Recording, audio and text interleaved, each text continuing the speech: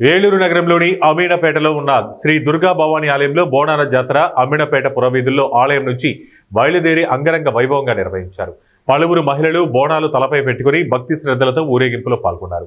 ఈ సందర్భంగా కమిటీ నిర్వాహకులు మాట్లాడుతూ ఆలయంలో అమ్మవారికి సారె సమర్పణతో పాటు బోనాలు సమర్పిస్తున్నామని, అదేవిధంగా ఉదయం నుంచి ప్రత్యేక పూజలు నిర్వహిస్తూ సాయంత్రం కుంకుమార్చన భజనలతో అమ్మవారికి పూజలు నిర్వహిస్తున్నట్లు తెలిపారు.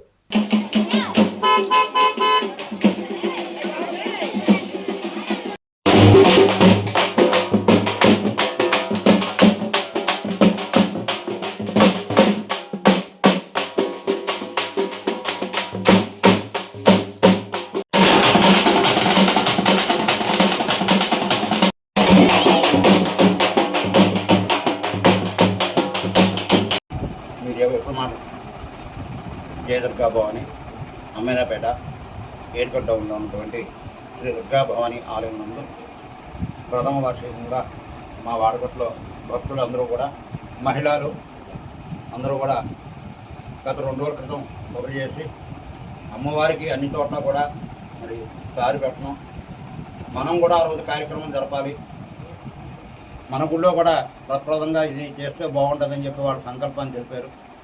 దైవ కార్యక్రమం లోక కళ్యాణార్థం చేసేది కాబట్టి తప్పనిసరిగా చేస్తామని చెప్పన్నాం. మరి ఈ యొక్క అమీనాపేట హేలాపురి భక్తులందరూ కూడా సహకారంతో ఈ అమ్మవారి యొక్క అష్టోత్తర రకాలతో అంటే కనుక 108 రకాలతో కూడా అమ్మవారికి సారిపెట్టి పూజా కార్యక్రమాలు జరపాలండి. ఏ విధంగా చేస్తే బాగుంటుంది ఏంటంటే అమ్మవారికి అత్యంత ప్రీతి ఉంది. మరి శుక్రవారం శ్రీ మహాలక్ష్మి స్వరూపి అవతారం కాబట్టి ఆ రోజు ప్రాతకాలం, ఈ రోజు ప్రాతకాలమే అమ్మవారికి కూడా మరి విఘ్నేశ్వర పూజ పుణ్యాహవచన పంచామృత అభిషేకము, అమ్మవారికి అలంకరణ, కుంకుమార్చన పూజా కార్యక్రమాలు భక్తులందరూ సహకారంతో గోత్రనామంతో కూడా జరిగినాయి.